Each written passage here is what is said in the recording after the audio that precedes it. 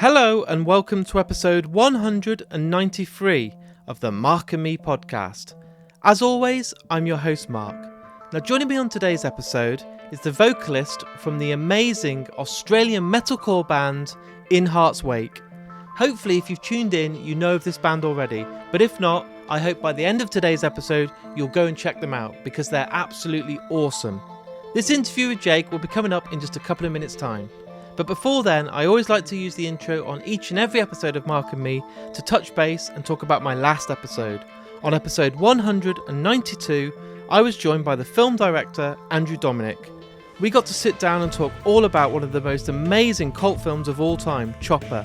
We also got to talk about the incredible western, the assassination of Jesse James by the coward Robert Ford, and the incredible neo-noir crime film, Killing Them Softly. It was an incredible interview and I just want to say a massive thanks for the amazing response online. But today's interview is all about In Heart's Wake.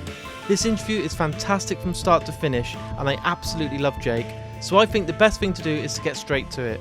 So here's me and Jake talking all things music. So Jake, thanks for joining me today on the Mark and Me podcast. Hey Mark.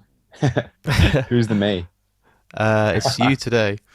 What I want to do today, Jake, is for anyone that's listening, I want to go back to the start for you and talk to me about when you were growing up, maybe those first albums you bought or bands you saw live that made you fall in love with bands.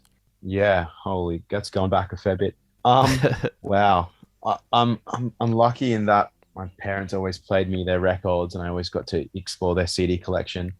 And my stepfather actually was in a band called Mass Appeal. They're a hardcore band who played the first big day out in Australia. They toured with Anthrax, Bad Brains, Henry Rollins, Black Flag. Wow. They did the round.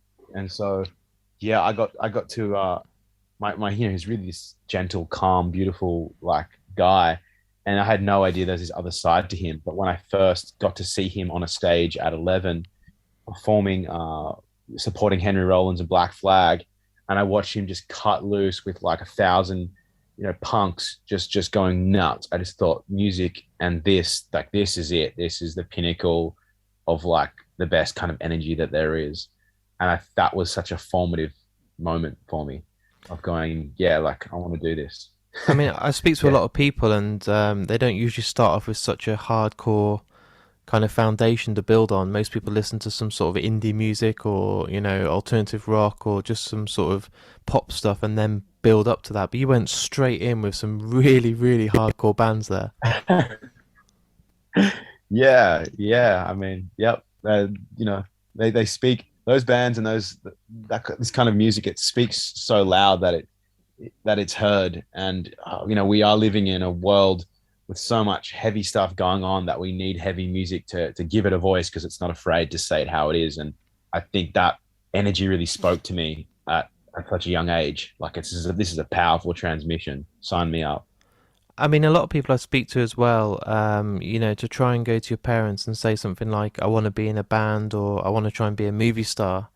Their parents are always a bit scared of that because, it's a lot more of a challenge to get into that world than becoming an accountant or a finance manager or something. So people are like, get a real job. But I suppose with your upbringing in that, with family being in the music scene, it must have been a blessing when you turned around and said, I want to be in a band. Yeah. I think, it was, I definitely chose the right family. I was born into the right family for sure. Very, very lucky.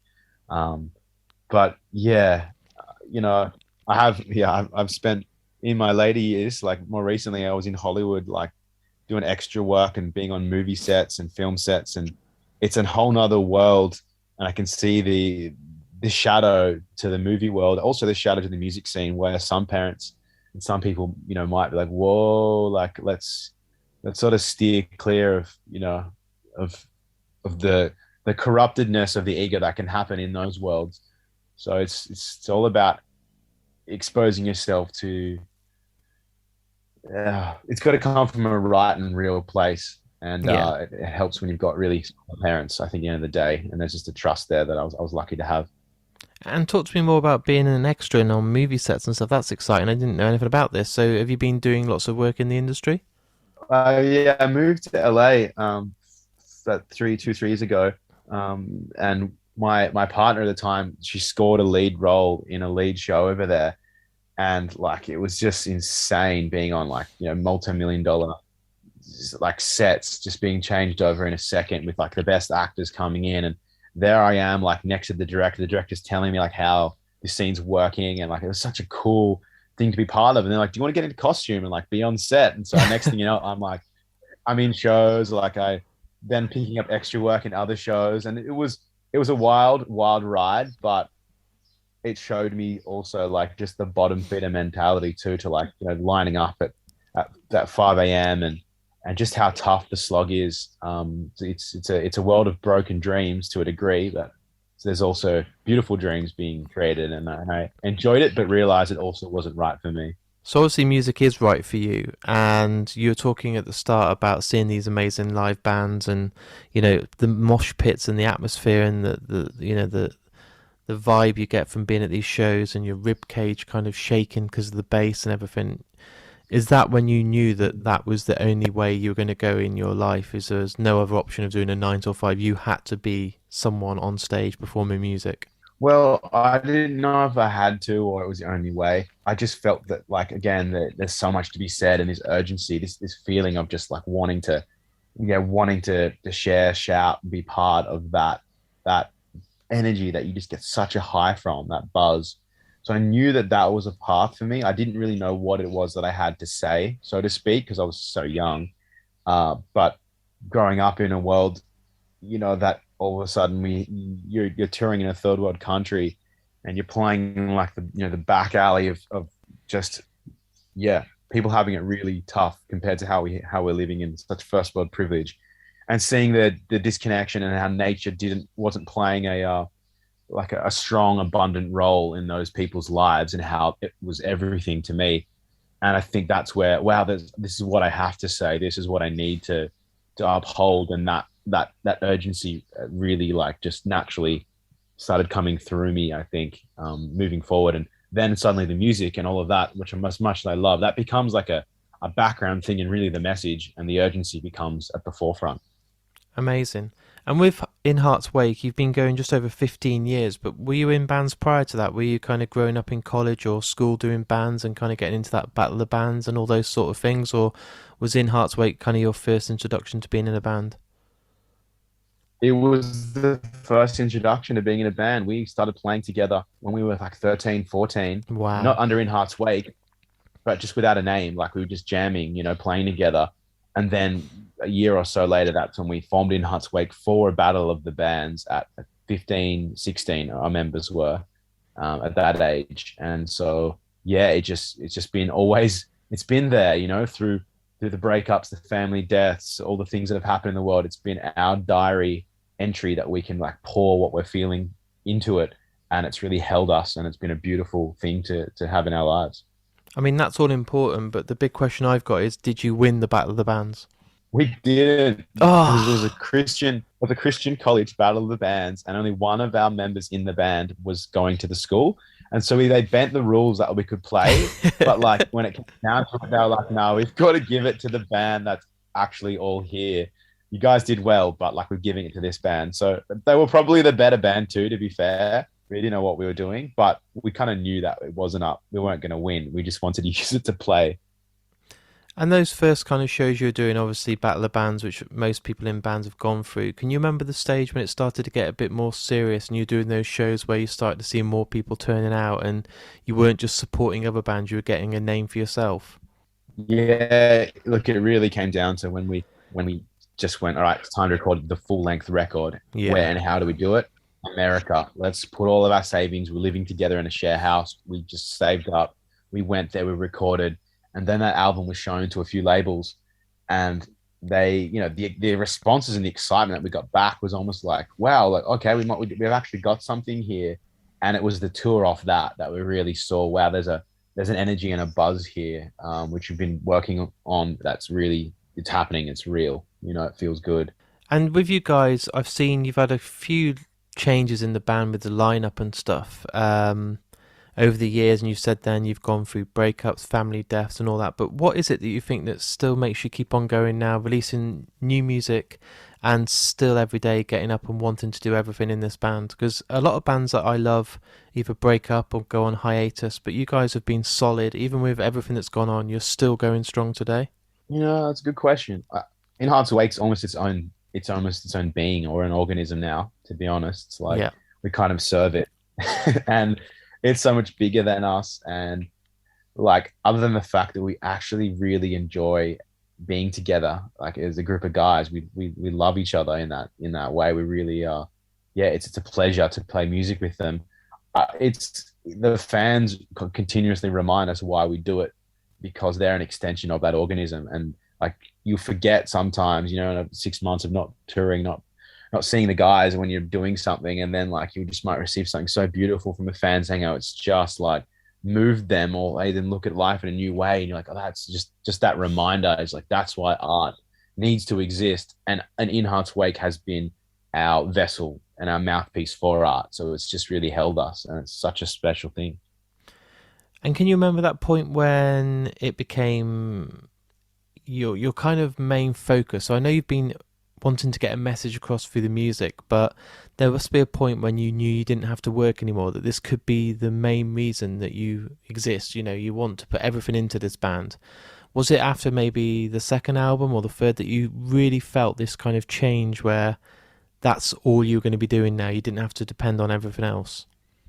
Just before the first record, when we were saving up for it, like, that's all we wanted to do was being the band. We toured plenty of times, but not headlining and whatnot. So we knew that that's what we wanted to do. But in saying that, like, just to, I don't know, not to shatter the glass, but we're all still working jobs like now, like one guy manages a bar, the other's in a bottle shop, another guy's like driving a forklift. Like, we still all have these jobs that with incredible bosses that will go like, yeah, go on tour, go write a record. We'll see you when you get back. And we come back, and they still allow us to, because they know how good we are as workers, that we can drop in and work at those same jobs that we've had for like 10 plus years, some of us. So we're still working jobs, and that's how we're able to make it work, because we can't tour all the time, like, especially now, we can't make it happen all the time. So yeah, we're lucky that we have jobs. And how did you find it during lockdown? Obviously, the world went to shit and everyone had kind of 18 months out. So that would have prevented you from doing what you love most, of gigging, touring and all this. So did it feel like you were in a prison, unable to get out and do what you absolutely love and strive to do?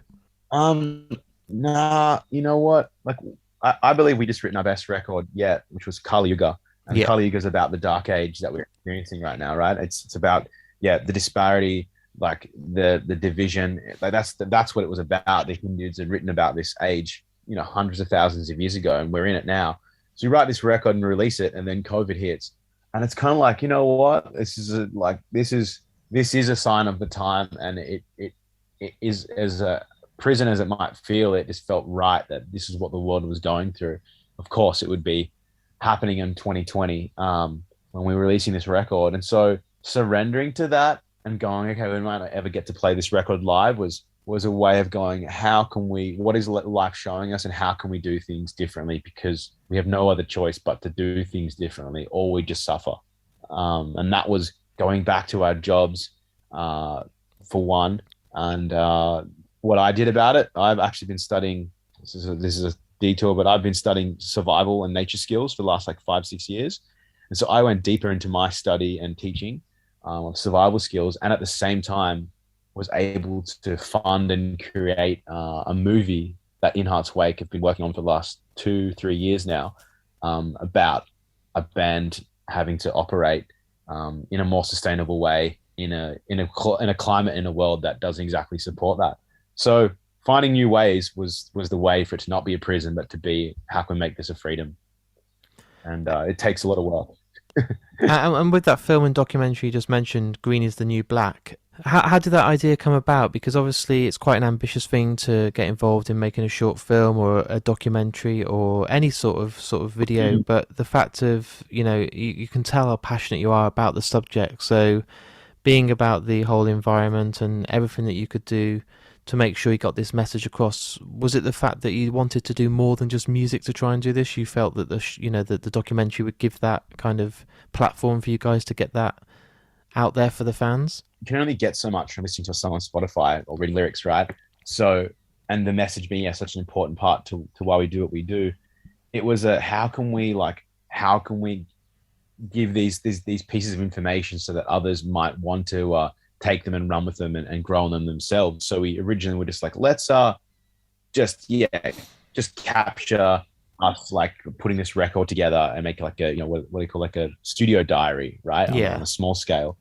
And so we have these little pieces of, okay, we better cover this so that we can explain and be able to share the knowledge. And it was literally just a few potential episodes we were looking at because we were going to go on tour the world, do all these different things to release the record.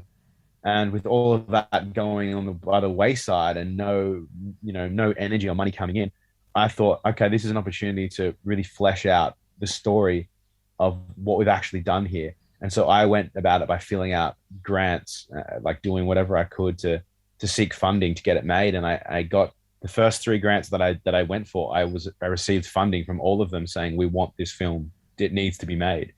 And that was really reassuring for me to go, okay, I've got to put all my energy into this. And was able to interview experts and professionals like politicians, actors, filmmakers, and really make this be a piece that was of hope and solution. And that was such an opportunity that I wouldn't have had if we didn't have the last 2 years, to not tour. It's absolutely awesome. And, to go on that, to kind of that quest to record the first carbon neutral record as well and everything, it hopefully will not just be you guys, hopefully it'll lead to more bands doing this now and taking note.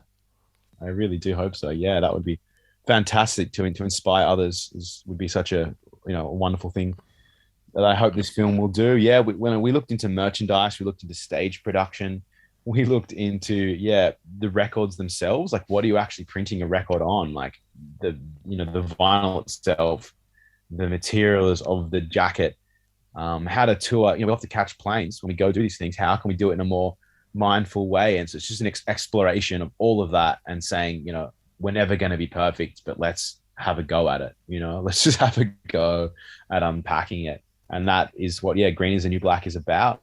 And it's a lot went down, bushfires and the pandemic throughout the story. So lots of juicy moments. Yeah. And I suppose as well, a lot of people just take it for granted and don't realise until you stop and talk about, the way of travelling as a band, the merchandise, like you said, the vinyls. Everyone buys vinyls now more than ever. But the damage that does, I suppose people don't even stop. And it's only when you say how much goes into a band touring, you can actually make changes that can be maybe quite small but have such a big impact. Yeah, it would be great for hopefully one day we're not thinking about like environmentalism or like, these things being a sort of luxury that we can do. It just becomes part and parcel of how we do everything, because we need it to be so that we can have a planet to continue to laugh, live and be joyous on. So it's getting to that stage now where like, the time is nigh and there is an urgency happening. And I don't know if it's urgent enough because we are so bombarded with so much other stuff that's taking our attention, and it's a really challenging place to be at. That we just get climate anxiety can come upon people, and it just becomes I don't know where to start. Like I just don't know what to do, and that's so relatable right now with the way the world is. And after you completed Green is the New Black, did it make you want to now do more documentaries or more films? Because you've seen sort of Byron Bay International Film Festival promote it. You've seen the reception of this. It's been absolutely unbelievable. So is it giving you a taste to kind of do more? Yeah, it has, Mark. I'm very open to that. Right now we're just in how do we, what other film festivals will it be at? It's at a few, sort of you're doing its thing, and we'll see what this year entails. But so, we're in like the promotion phase of it, let's say in the sharing of it. But I feel my gut tells me that it will create other opportunities. And I'm so open to perhaps there's going to be more to explore that people will bring to the surface of like, well, did you think about this? Did you try this? And that could be room there to go deeper into that story. So I'm open to it, man. I'm open to it. I really love making films, and I direct all our music videos in the past. It seems to be happening naturally. I've been enjoying it. That's awesome as well that you get control of your own music videos, because sometimes you see these bands that no one really cares as much about music videos anymore. I remember growing up on MTV seeing bands like Smashing Pumpkins and Deftones and Pearl Jam, and all this thought and budget and effort went into these music videos, but people just don't seem to be as into it. But to know you do it yourself is pretty awesome. Yeah, yeah, I love it. It's what an opportunity, to like deepen the art. You know, taking the lyrics and the concepts further with an opportunity to like write the music video and then direct it so that it kind of has some sort of cohesion across all of it. And I always love that when you see that in an artist, it's an extension of the art of the music itself, and that's super sick to explore. And what about obviously films in general? Because I absolutely love films, and that's what I talk about all day. But if you've done this documentary film, have you got kind of a point in you that you think maybe down the road you might direct an actual feature, like I don't know, like a horror or a comedy or something that you could imagine being involved in? Because obviously you've got a skill for it, you've got a passion for it. Would you ever take on anyone else's script or concept for a story and try and help produce this? I reckon I would. It's a good question. I would. I wouldn't do a horror. Like I could write a horror. Like I've already got a couple of horror concepts to be honest, but that's not what my passion is. I'd probably be going. It'd have to be. It'd have to be. It'd have to touch on my other passions in some way. And I right now I'm all into the earth skills, nature skills, like survival, so to speak. So learning the First Nations, yeah, they were so in touch with how to live with the earth, and there's some pretty incredible stories from the teachers that I've been learning with, where they have learned from masters, like Southern Life and Apache Indians and stuff. That just some of the stories just absolutely just jaw-droppingly incredible. And I would love to see that on the screen, coming from a place of fact, not fiction, to really hopefully connect more and others back to the earth to live in alignment. So I think that's probably where I would go with my movie making. And with the band, obviously, the reviews for your last album were phenomenal. Are you got into the stage now where you're writing again and you're looking forward to trying to get out there, and now you can get out and travel and hopefully play some more shows, festivals, and get some new music for the fans? Honestly, no idea. We keep getting festivals cancelled or rescheduled. It's still happening here in Australia by the day. Just lost like another two today. So I can't count on those, but I can count on a film getting to cinema screens. Green is the New Black. Count Yeah. on that.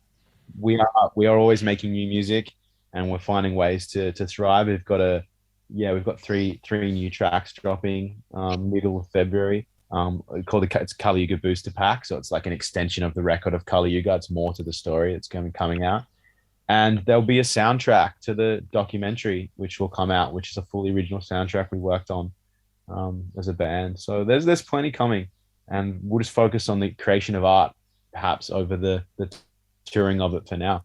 I love how you've got kind of a bit of everything. So you're involved in the music videos, you've done a documentary, you're writing, you're going out doing outdoor skills, you've got all the environment stuff, you've got the band, you've got touring. I'm like, when do you sleep? When do you get any time off? Oh man, yeah. Sometimes people tell me I'm crazy sometimes, but hopefully it's a good kind of crazy. Look, the sleep thing, yeah, no, I'm good with my sleep. I'm a really good sleeper. It's all about lily padding and like spending a solid week on one thing and then being able to like go let it gestate and work, like send it off where it needs to go and you work on something else. And that's worked really well for me.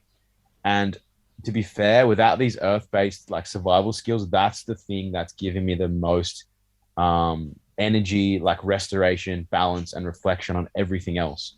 It fully just drops me in to my body, and I can really feel how I'm actually feeling. And that has been such like a game changer for me these last few years to actually achieve more. Yeah, that's my secret. That's my limitless drug.